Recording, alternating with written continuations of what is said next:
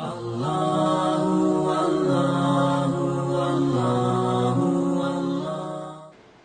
Muhammad have multiple wives, and is that a perfect example that it's okay to have multiple wives? And Okay, fine. So the question is about polygamy or polygyny, as we say, right? Multiple wives or so. It's important for us to know that before Islam was reintroduced in Arabia in the 7th century, people used to have unrestricted polygyny.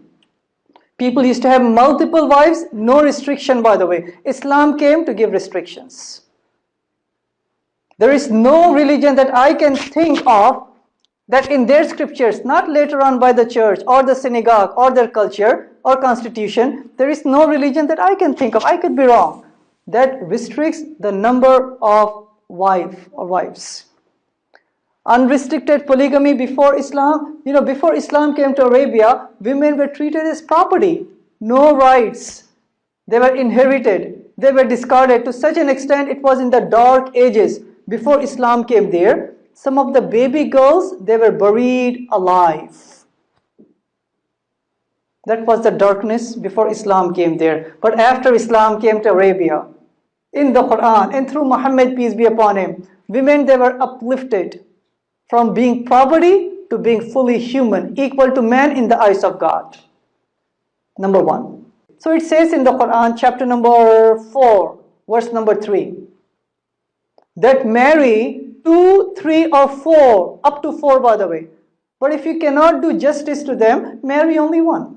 So under certain circumstances, in some Islamic states, it is given that option for the Muslim males. But me living in the US, I abide by the constitution. I cannot marry more than one.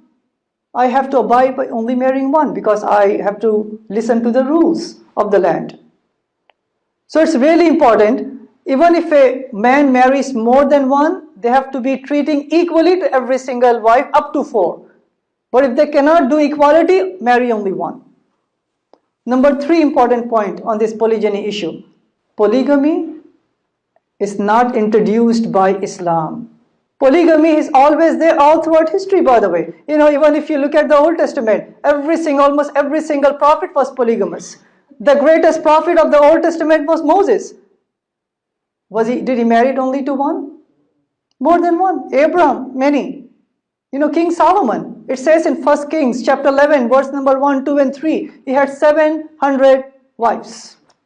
No, what I'm saying is that there's not a single statement in the Old Testament that says don't marry more than one. Polygamy has always existed. Islam came to restrict it. Even when you look at in the US, right? Forget about the Old Testament, the Quran, any religion. Even when you look at the US, according to Chicago Tribune, a poll was taken, a typical American male has 7 extra, either premarital or extramarital affairs, without any restriction. If the poor lady, the girl becomes pregnant, he can just move out and then she has to raise single children. What Islam said is that if you're going to marry more than one, give 100%, you're responsible for the children, for the women, for the clothing, share every single necessity. Compare it.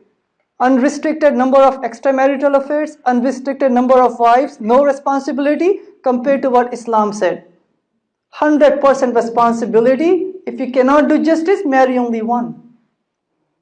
This is doing justice to the widows, to the orphans, especially in the time of war.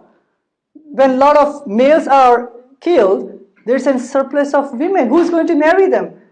If every single person, we need the warmth of a home, of a spouse, of children.